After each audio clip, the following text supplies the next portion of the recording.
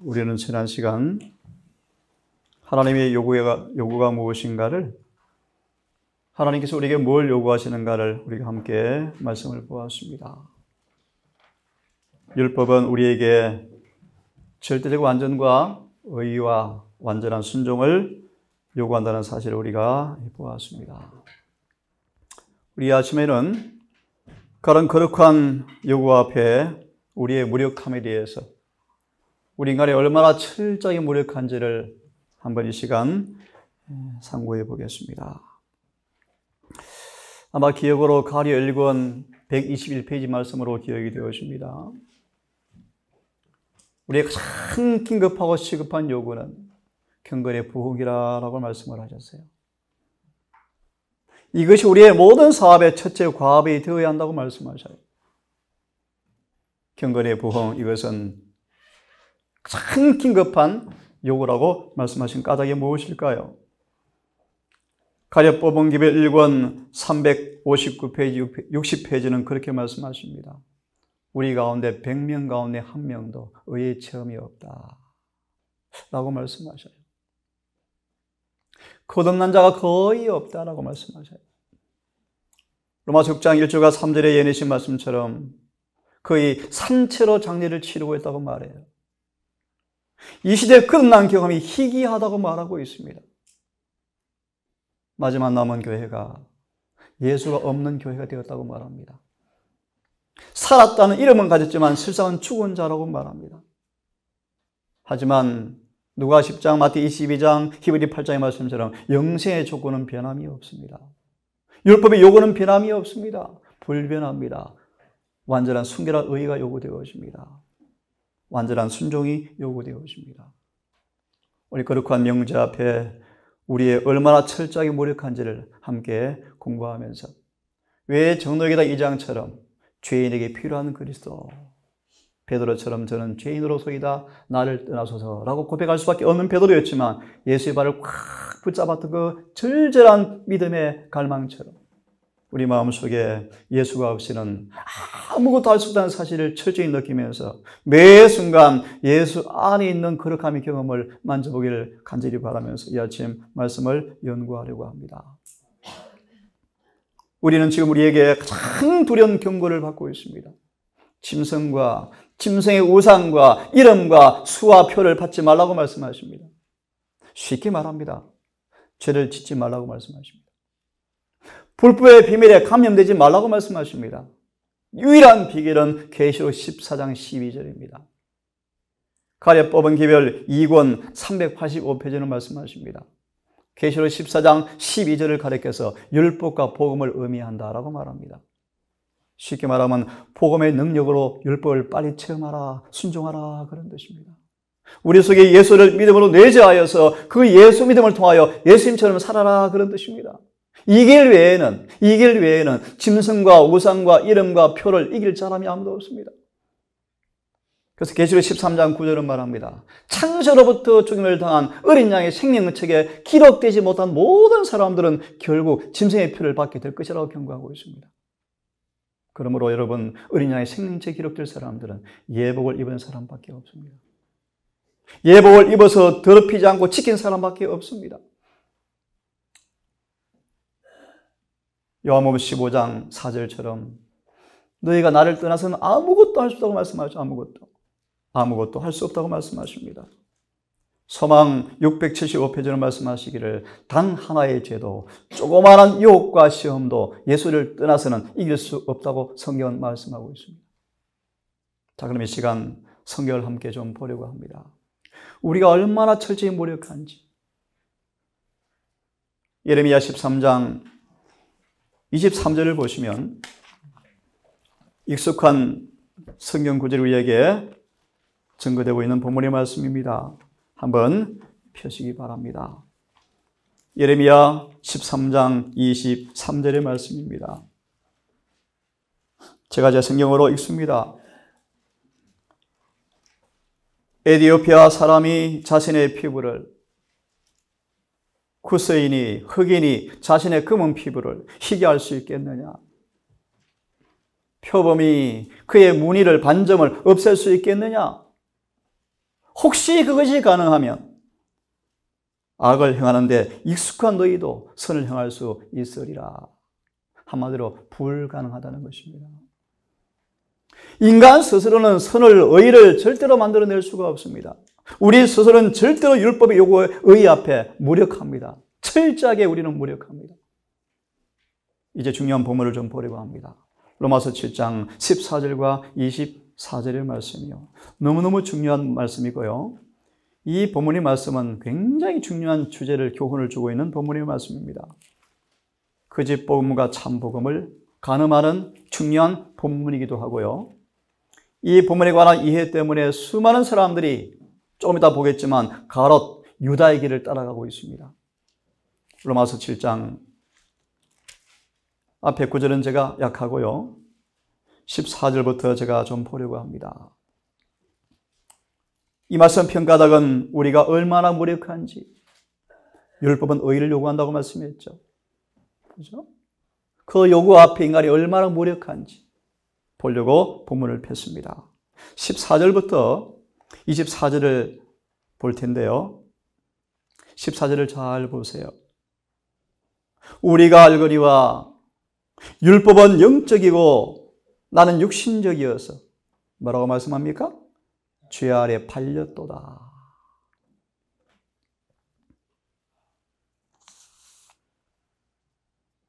질문을 드려보겠습니다. 죄 아래 팔리는 사람들은 죄의 노예를 가리킬까요? 하나님의 자녀를 가리킬까요? 오늘날 숱한 사람들은 14절과 24절을 가리켜서 거듭난 이후의 바울의 경험으로 소개하고 있습니다. 거의 제가 아는 신학자들의 거의 대다수가 이 본문을 아무리 예수를 믿어도 이 상태에서 벗어나지 못할 것처럼 말하는 구절이 본문의 구절입니다. 조금 이따 제가 말씀으로 정리해 드릴 텐데요. 14절을 다시 보십니다. 우리가 알거니와 율법은 신령한 줄 알고 영적인 줄 알지만 나는 육신에 속하여. 질문을 드립니다. 육신에 속했단 말이 무슨 뜻입니까? 로마서 8장 8절 9절을 보시면 성령이 없다는 말로 딱 결론 지어집니다. 예, 맞습니다. 거듭나지 않았다는 말이 맞습니다. 육신에 속했다는 말이 아니면 성령이 없다는 말입니다. 그러므로 어디 팔려버립니까? 예. 특별히 1888년 기별을 보시면 분명합니다. 이것은 절대로 거듭난 그리스도의 경험이 아니다.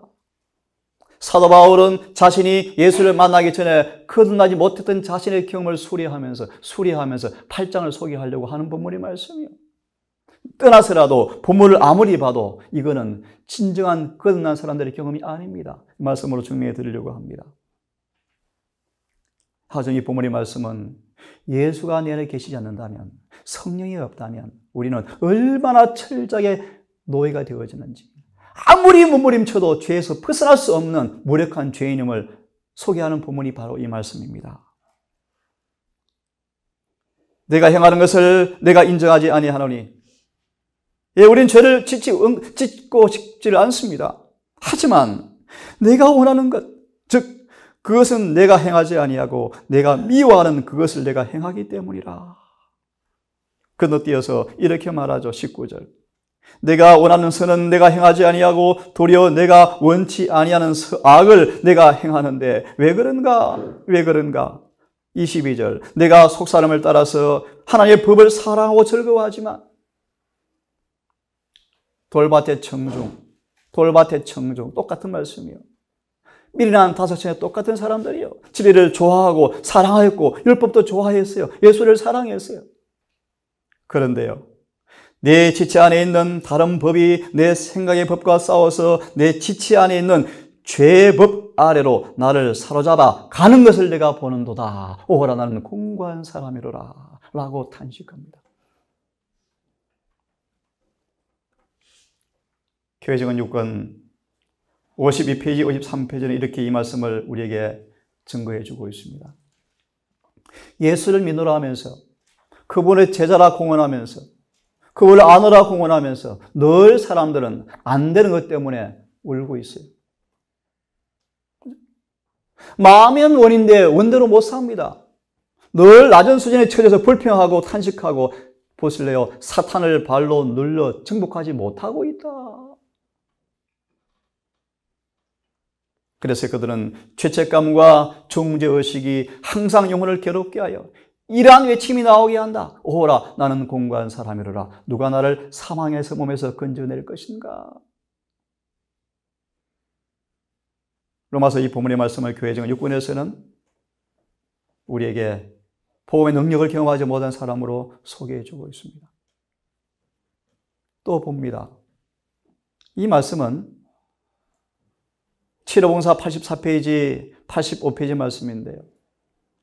마치 38년 병자가 요한복음 5장이죠. 베데스다 못가에 38년 병자처럼 우리 스스로는 스스로 일어나 걸을 수 없는 사람입니다. 얼마나 철저한 무력한 죄인임을 보여주는 스물 교훈이 38년 중풍병자였습니다. 소망 나중에 읽어보시기 바랍니다. 보세요. 이 말씀을 이렇게 예언에서는 소개합니다. 치료봉사에서는 이 본문을요. 우리는 죄로 말미암아 하나님과 끊어져 있다. 심령은 마비되었다. 그래서 우리는 스스로 걸을 수도 없었다. 스스로 힘으로 거룩한 생애를 살 수도 없다. 많은 사람들은 저들의 속절없는 상태를 깨닫고 그들을 하나님과 조화시켜 줄 영적 생명을 갈망하면서 애쓰고 있으면서 헛수고에 그치는 삶을 많이 살면서 오라 공고하다라고 절망 섞인 음성으로 바라고 있다. 왜 헛수고에 그치고 합니까? 터진 웅덩이를 바라보고 있기 때문이죠. 헛된 데를 바라보고 있기 때문이죠. 증언은 말합니다. 그처럼 절망 가운데 있는 사람들은 위를 바라보아라. 예수를 바라보아라. 구주께서 피로 사신 자신의 영혼들을 바라보시면서 친절로 내가 낫고자 하느냐. 이 부드러운 주님의 음성. 절망 가운데 이제 포기하고 자포자기하고 희망마저 없는 완전히 꺼져가는 이 심지 앞에 귀에 주님께서 내가 낫고자 하느냐. 여러분, 복음은 우리에게 소망을 심어줘요. 갈망을 일으켜줘요. 38년 병자에게 내가 낫고자 하냐라는 말씀이 들으자마자 갑자기 환자의 마음속에 낫고 싶은 생각이 들었대요. 이것이 은혜입니다. 은혜. 참 놀라운 말씀이죠. 오늘 본문과 다른 말씀이자 두 소경이 다윗의 자손이여 라고 외치고 따라갑니다. 그만해 그만해 그만해 라고 밀칩니다. 말릴 수가 없습니다. 다윗의 자손이여 라고 외칩니다. 주님께서 뭐라 그러십니까? 내가 너희에게 무엇 해주기 원하노니? 이 말의 의미를 아십니까? 그들의 마음속에 갈망을 일으키기 위해 주신 선물이었습니다. 이게 빌립보 2장 12, 13절의 말씀이에요. 우리 속에 선한 갈망을 만들어 주시고 하고 싶은 의욕까지 주셔서 믿음을 행사하게 하셔서 이루어 주는 분이 주님이십니다. 우리 모든 구원은 하나님의 선물입니다. 주님의 선물이요. 그 일을 좀 이따 보겠습니다. 고전 3장에서 동력이 필요합니다. 예, 주님 그렇게 해주십시오. 절대적 의지의 순종이 요구되어집니다. 자, 보세요. 내가 낫고자 하느냐? 여러분, 이 음성을 성령을 통해서 마음에 듣기를 바랍니다. 얼마나 부드럽고 얼마나 은혜롭고 얼마나 감미롭고 용기 있는지 어떤 인간의 말로도 표현할 수 없는 생명의 말씀. 내가 낫고자 하느냐? 여러분 정말 낫기를 원하시죠? 모든 병에서 낫기를 원하시죠. 흉악한 죄에서 낫기를 원하시죠. 그분께서는 그들에게 명령하시기를 평화로운 마음으로 일어서라고 명령하신다. 소망 나중에 보세요. 갈망을 주실 때 의지가 동하고 진리에 동의하자 온 근육의 힘이 일어나면서 일어서게 되어버렸습니다. 이게 무슨 뜻인지 아십니까, 여러분? 하나 소개합니다. 아무리 타락한 육신의 타락한 죄된 본성을 가지고 태어났다 할지라도 타락한 육체 본성 스스로 죄를 절대 지을 수 없어요. 우리 마음이 동의해 줘야 돼요. 그러므로 여러분, 우리 마음에 주님께서 주인 되어지시면 육신의 본성은 힘을 잃어버려요. 그러므로 마음대로 믿음대로 살 수가 있는 것입니다. 마음의 기도대로 이루어지는 것입니다. 이것이 로마서 8장의 메시지예요. 이어 설명합니다. 그대가 완전히 나았다고 느껴질 때까지 기다리지 말고 말씀을 믿으라. 그대의 의지를 그리스도 편에 두어라. 섬기고자 뜻을 세우고 말씀대로 행동할 때 힘을 얻게 될 것이다. 오랫동안의 방종으로 영과 육을 속박하는 악습과 정욕이 어떠하든 간에 주님은 능히 우리를 건져줄 수 있으시다. 또 그렇게 해주신다고 약속하셨다. 에베소 2장 1절의 말씀이요. 골로새 3장 1절의 말씀이요. 허물과 저로 죽은 우리입니다. 여러분, 죽음은 끝 아니겠습니까? 어떻게 살겠습니까? 누가 살겠습니까? 주님께서 우리에게 생기를 불어넣어 주시기를 생기를요. 그럼 죽은 자가 부활합니까? 이 말의 의미가 로마서 4장 끝절의 말씀이요. 우리를 의롭다 하기 위해서 다시 살아나셨느니라. 우리는 죽은 자입니다. 죽으면 끝이지 않습니까, 여러분? 누가 생명을 불어일으킬 수 있습니까? 우리는 죄와 허물로 죽은 사람이요. 죽은 사람의 특성은요, 사망의 향기가 나와요. 죄가 풍겨나와요, 죄가요. 누구도 고칠 약이 없습니다. 주님께서 말씀하십니다. 내가 낫고자 하느냐. 우리 영혼에게 생명을 나누어 주실 것이다. 생명이 우리를 치료해요, 치료. 그분께서 약점과, 보세요 여러분, 약점과 너무너무 중요한 말씀이요. 여러분, 표준을 업히기를 바랍니다. 모든 약점과 모든 결함을 이긴 자에게 늦은 비가 주어진대요. 어찌 가능합니까? 보세요. 그분께서는 약점과 불행과 죄의 사슬에 매여 있는 포로들을 해방시켜 주실 것이다. 아멘입니까? 네. 여러분, 주님을 찬양하십시다. 우리를 구원하실 것입니다. 절망적인 자신의 상태를 바라보고 탄식관을 그치시고 예수를 바라보시고 힘을 얻으십시오. 용기를 내십시오. 하나 더 보면 사도 바울은 이 모든 걸 깨닫고 부르짖기를, 뭔가 율법이 너무 선한데 나는 팔팔그로 살았었는데 이제 비로소 예수를 통하여 율법을 보니까 난 죽었다. 이걸 깨닫고 이제 부르짖습니다. 율법도 거룩하고 의롭고 선하다. 그런데 예수 없이는 아무리 고민할지라도 죄 아래 팔리는 절망적인 노예라고 고백합니다. 여러분, 노예로 살아보셨습니까? 군대 갈 중에 노예죠, 노예. 그죠? 여러분, 노예만큼 불행한 존재가 어디 있습니까? 안 그렇습니까? 주님께서 우리를, 이 땅에 오신 주님의 사명이 무엇입니까? 포로를 해방시키러 오셨어요. 맞나요? 예. 우리는 더 이상 마귀와 죄와 육신의 포로가 될 필요가 없습니다. 우리 자유를 주러 오셨습니다. 육신에 속하여 죄 아래 팔릴 필요가 없습니다.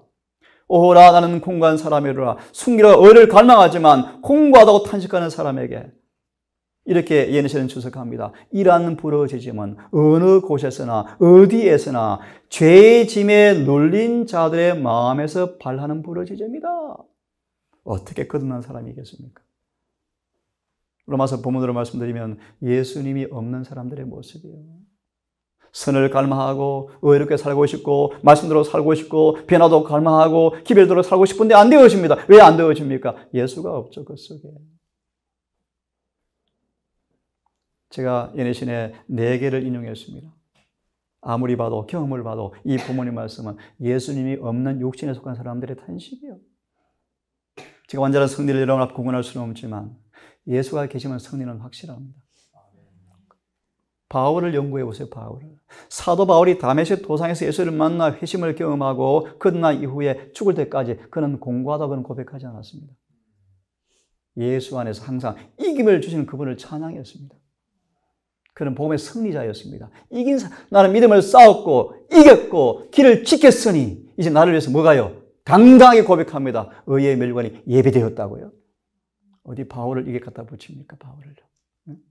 사도 바울은 장성한 분량으로 자라버렸다니까요. 장성한 분량. 장성한 분량 의미를 다시 소개해드립니다. 모든 시험과 모든 유혹에 이기는 사람이에요. 그게 장성한 분량이에요. 우리가 장성한 분량에 도달할 때 뭘 받겠다고요? 인을 받겠다. 에베소 4장 30절의 말씀. 자, 오늘 이 본문의 말씀을 통하여 증언을 통해 우리는 얼마나 무력한지를 우리가 보게 되어집니다. 하나님의 요구 조건은 변함이 없습니다. 하지만 우리는 하늘의 도움이 없이는 절대적으로 무력합니다. 보십시오. 법은 의를 요구합니다. 우리는 빚지고 있습니다. 차변에 온통 빚입니다. 이 빚을 갚을 수가 없습니다. 파산, 계시록 3장의 주석을 보셨죠? 라오디가 교회 파산이라는 제목을 읽어드렸죠. 이 교회가 이렇게 있으면 파산이에요, 파산. 빨리 뜨뜻미지근한 상태를 안 벗어나면 토에 내쳐져요. 촛대가 옮겨져요. 우리는 이 빚을 지불하기에 무능합니다. 근데 오늘 말씀 인용하지 않았지만 예수님께서 담보물을 가지고 오셨대요. 담보물을요. 여러분, 담보물을 가져오셔서 보증인으로 아버지 앞에 아버지 내가 담보하겠습니다. 내가 보증하겠습니다. 라고 여러분 우리를 보증인으로 스스로 자처하신 분이 우리 구주이죠. 주님이죠. 내가 빚을 탕감하겠습니다. 다시는 빚지지 않게 살게 해주겠습니다. 한번 기회를 주십시오. 이게 구속의 경륜이에요. 여러분.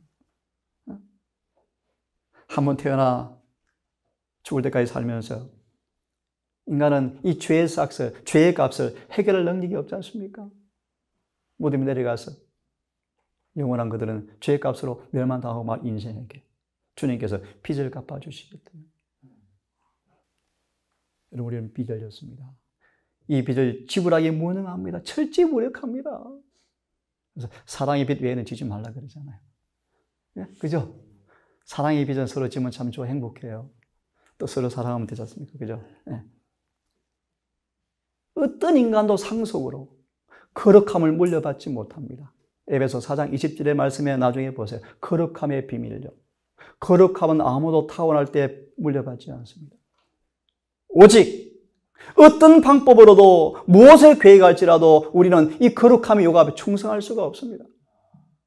성경은 말합니다. 나로 말미암지 않고는 아무것도 할 수가 없느니라.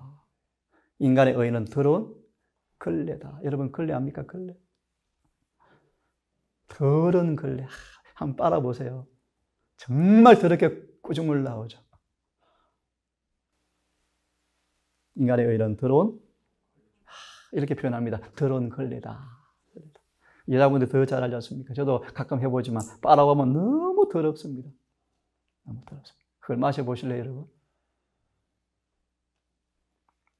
타락 전 아담은 하나님의 법에 순종하는 것이 가능했습니다. 아니 자연스러웠습니다. 하지만 실패했고 그 죄 때문에 인간의 본성은 타락해버려서 스스로 절대로 한 사람도 의롭게 될 수 없는 운명이 되어버렸습니다. 죄 많고 거룩하지 못하기 때문에 완전히 거룩한 법을 순종할 수가 없는 것입니다. 하지만 하나님의 법을 충족시켜주는 완전한 의를 우리에게는 없다고 성경은 말하고 있습니다. 이를 의미해서 로마서 3장 10절이요. 의인은 한 사람도 없다. 이걸 또 오해하면 또 안 돼요. 그러므로 희망이 있다. 예수 안에 있으면 의인이 많다. 그죠? 전에 공부했죠. 의인이 무엇이고 죄인이 무엇인가? 간단히 정의합니다. 의인은 의가 있는 사람이고 죄인은 죄가 있는 사람이에요, 여러분. 간단하죠. 죄가 사함받고 의가 들어오면 의인이 되어져요. 얼마나 그러니까 의인이 누굽니까? 의를 행하는 사람이죠. 요한일서 3장 7절의 말씀, 8절의 말씀. 자, 인간의 무력함을 보십시오. 아까 제가 고백했습니다. 그리스도 없이 사람이 할 수 있는 모든 것은 이기심과 죄로 오염되어 있다. 여러분 동의하십니까? 저는 동의해요. 그런데요, 감가서 느끼시는 게 이 본문의 말씀이에요. 정말 예수 없이는 모두가 철저히 죄인이구나. 정말이에요, 정말. 그래서 예수 없이는 아무것도 소용없습니다. 여러분. 그래서 여러분 예수님을 선물로 받기를 바랍니다. 산사모음 18페이지 말씀. 그래야 의를 받죠. 우리 함께 읽습니다. 시작. 믿음으로 말미암아 의란 무엇인가 그러므로 그것은 땅에다 인간의 영광을 묻고 자신의 힘으로 스스로 할 수 없는 그것을 인간을 위해서 해 주시는 하나님의 역사이다. 그래서 1888년 기별을 짜들은 이렇게 이야기합니다. 복음은 무엇인가? 하나님이 하는 일과 길을 보여주고 있다. 아, 멋진 정의예요, 여러분. 복음이 무엇인가? 하나님이 하신 일과 길과 방법을 보여주고 있다. 그것이 뭔가 의이다, 의. 하나님이 뭘 하시는가? 의를 만들어주신다. 그래서 복음에 뭐가 나타났다? 의가 나타났다. 그런 말이에요. 복음을 체험한다 말의 의미는 하나님이 하시는 일을 내가 뭐 하고 있다? 체험한다. 결과가 뭔가? 의다. 그런 말이에요, 의다. 이해되셨죠? 이것이 복음의 능력을 체험한다 뜻이. 여러분 하나님께서 여러분 속에 일하고 계십니까? 네. 그것은 의입니다. 의. 죄인이 의인이 되는 것입니다. 고집불통이 겸손하게 되는 것입니다. 여러분 이기적인 사람이 이타적인 사람을 변해버리는 것입니다. 여러분 남을 나보다 낫게 여기는 것입니다. 여러분 의의 체험은 우리 영광을 뭐 하는 거예요? 다 티끌에 묻어버리는 거예요. 우리의 명예, 우리의 지식, 우리의 부, 우리 가진 것, 하늘의 거룩한 의 앞에 티끌에 불과해요. 별것 아니에요. 별것 아니에요, 여러분. 사람이 자신이 아무것도 아니라는 사실을 깨닫게 되어질 때 그들은 비로소 그리스도의 의로 입혀지도록 준비되는 것이다. 이 말씀을 읽고 마치겠습니다. 시작. 우리가 우리의 궁극적인 무력함을 보게 되어지고 자기 신뢰를 포기할 때에만 하늘의 능력을 붙들게 된다. 오늘 아침 여기까지 하겠습니다. 하나님 우리에게 의를 요구하죠. 거룩함을 요구합니다. 완전한 충성을 요구합니다. 완전한 순종을 요구합니다. 우리는 무력합니다. 하지만 이제 희망이 나올 거 희망. 하나님께서 우리에게 해 주시는 역사가 있음을 이제 앞으로 계속 공부하게 되겠습니다. 오늘도 이런 주님을 여러분 찬양하시고 이런 주님 안에 거하셔서 주님의 놀라운 행적을 맛보아시는 하루가 되기를 바라면서 구원의 생수를 마시는 하루가 되기를 간절히 바랍니다.